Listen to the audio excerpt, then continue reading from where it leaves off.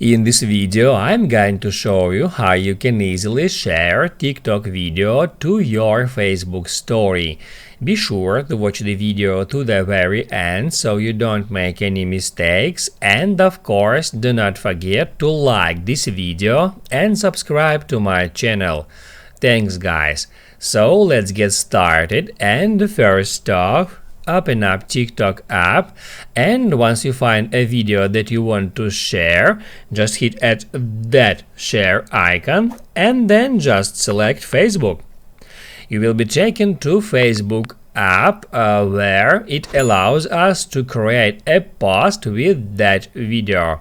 If you don't want to make that post public, you can tap right here at that drop down menu with that person's icon, and then you can change it from whatever is selected to only me.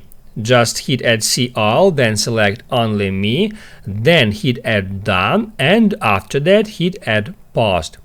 That will post that TikTok video to your Facebook timeline.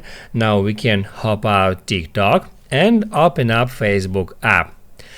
Then if we go to our profile, and then if we scroll down, we can easily find the post that we have just sent from TikTok to Facebook, and now all we have to do to share it to story is just hit at share and then select your story, just like that.